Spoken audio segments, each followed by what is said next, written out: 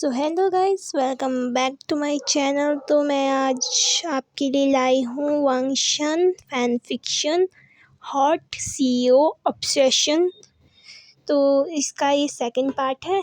तो मैं इसे वन शॉट में करने की कोशिश करती हूँ, पर ये वन शॉट में नहीं हो पाता क्योंकि लॉन्ग स्टोरी है थोड़ी। सो हम स्टार्ट करते हैं, और एक्चुअली में बहुत अच्छी स्टोरी है। तो लेट्स गो। अगर अच्छा लगे तो लाइक करना, और ये भी बताना कि कमेंट में कि कैसी लगी, आपको कैसी स्टोरी चाहिए। तो सब्सक्राइब भी करना। Let's start. हम देखते हैं बीजिंग में एक अंधेरे कमरे में एक लड़का पुशअप मार रहा था। पूरा कमरा शांत था, एकदम अंधेरा।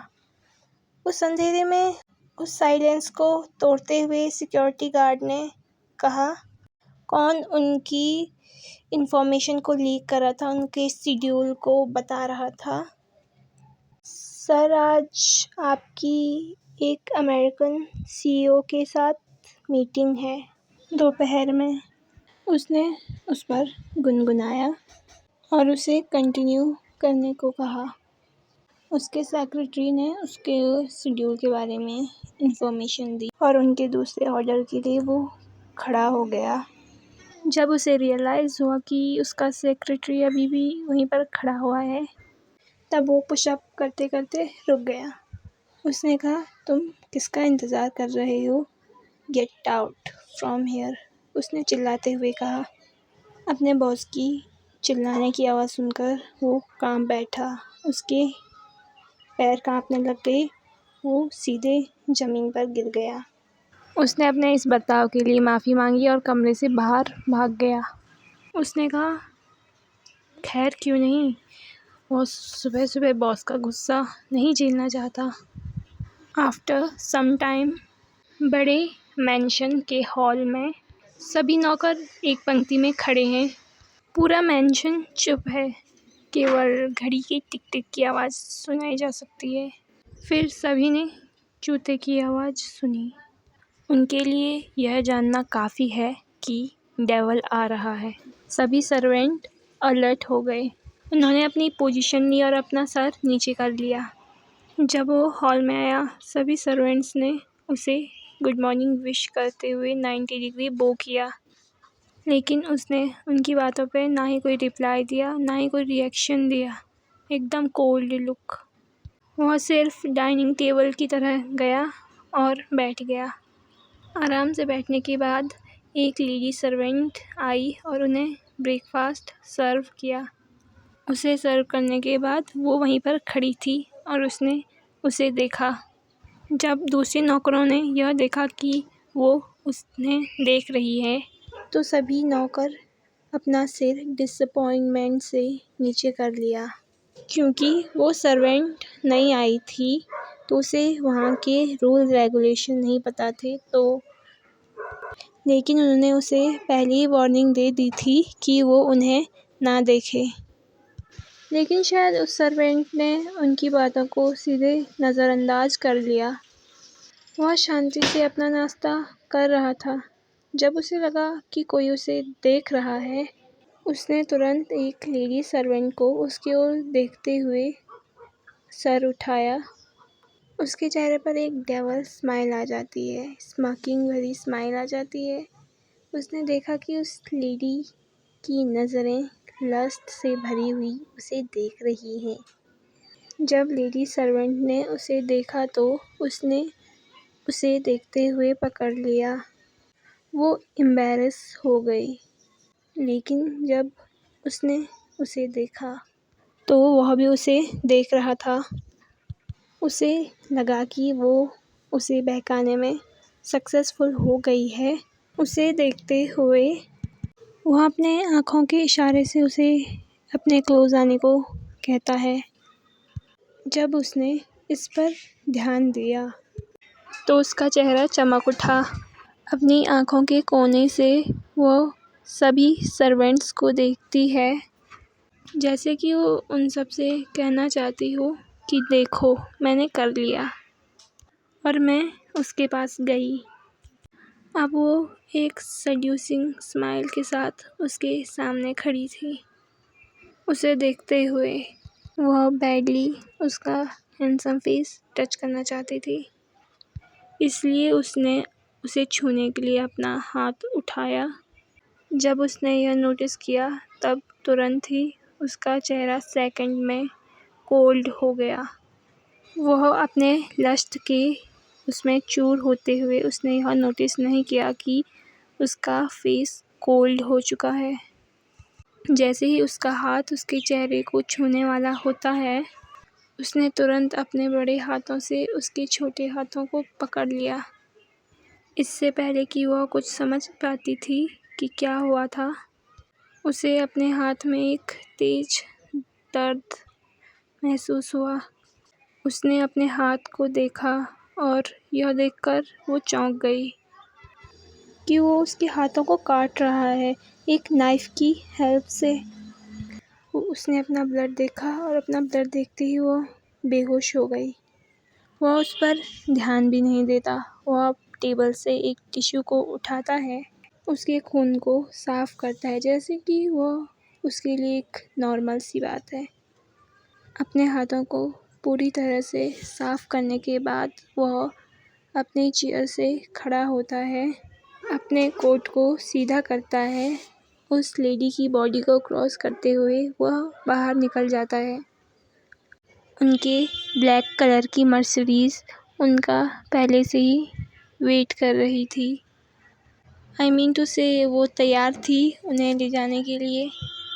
वह अपनी कार के अंदर बैठता है और अपनी ऑफिस की तरह निकल जाता है और वो नॉर्मली बिहेव करता है जैसे कि कुछ समय पहले कुछ भी नहीं हुआ था।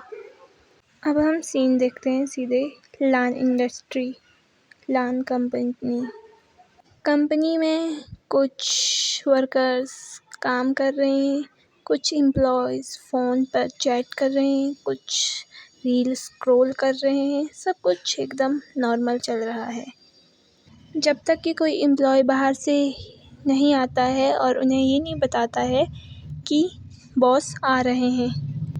जैसे ही कोई एम्प्लॉय बाहर से आता है और उन्हें ये बताता है कि बॉस आ रहे हैं ऑफिस में, ये बात सुनकर सारे एम्प्लॉयज़ जल्दी जल्दी अपनी सीट पर बैठ गए और काम करने का नाटक करने लगे।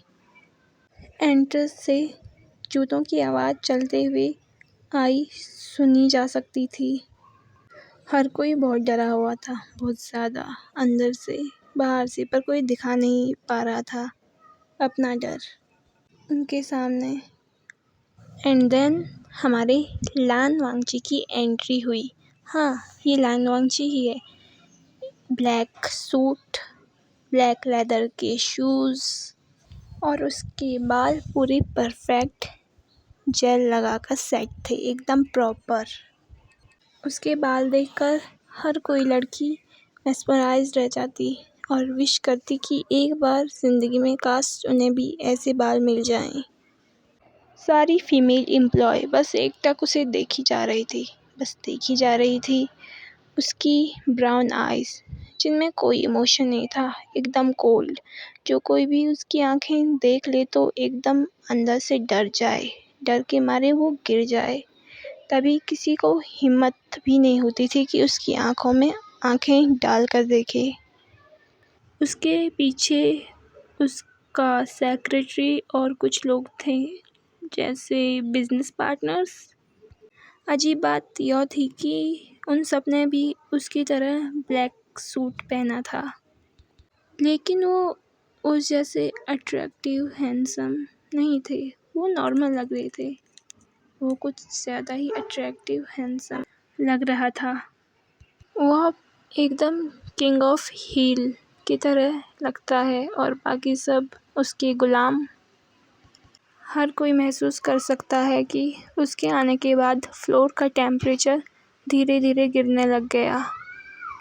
वो बिना किसी को ध्यान दिए सीधे अपनी पर्सनल लिफ्ट में चला गया। उसके जाते ही सभी एम्प्लॉयज़ ने एक राहत की सांस ली। लान वांगची सीधे अपने कैबिन में गया।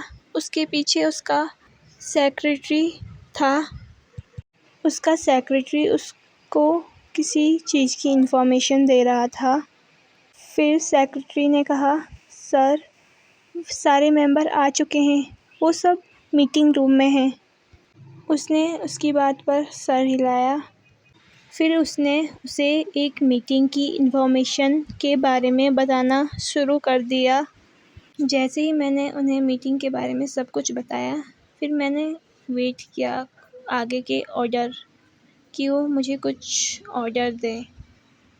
एंड देन सडनली लांग वांगची ने कहा, उस एम्प्लॉय को फायर कर दो जिसने मेरे आने के बारे में बताया।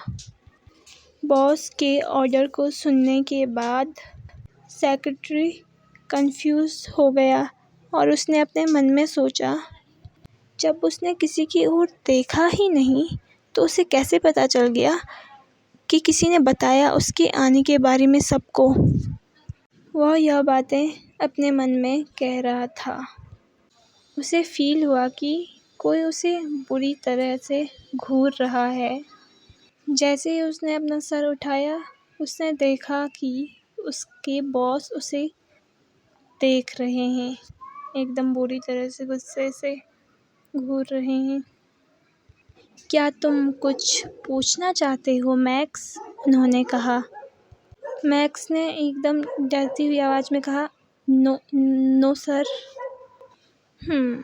ओके देन आप किसका इंतज़ार कर रहे हैं? लांग वांगची ने कहा।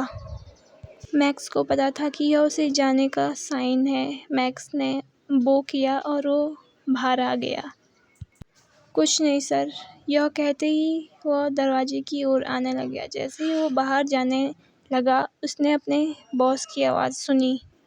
उसने कहा, सभी को नोटिस दे दो, अगर कोई काम करने का नाटक करते हुए पकड़ा गया तो फिर तुम्हें पता है क्या होगा। उसने हाँ करते हुए वो बाहर आ गया। मैक्स ने सोचा, उस इंसान के बुरे दिन स्टार्ट हो गए हैं। एक बात है कि वह जानता है कि उसका बॉस कितना भी घमंडी क्यों ना हो, लेकिन वो अपने आसपास होने वाली हर चीज़ पर ध्यान देता है, सिर्फ इसलिए कि उसने किसको नहीं देखा। इसका मतलब यह नहीं है कि वो यह नहीं देख सकता है कि सारे एम्प्लॉयज़ काम करने का नाटक कर रहे हैं। उसे सब कुछ पता है, वो सब कुछ नोटिस करता है। आई डोंट नो हाउ, कैसे, क्यों। सो गाइस, अभी ये एपिसोड यहीं पर ख़त्म होता है और मिलेंगे नेक्स्ट एपिसोड में। सो बाय। अगर अच्छा लगे तो लाइक कीजिएगा, कमेंट कीजिएगा और सब्सक्राइब कीजिएगा।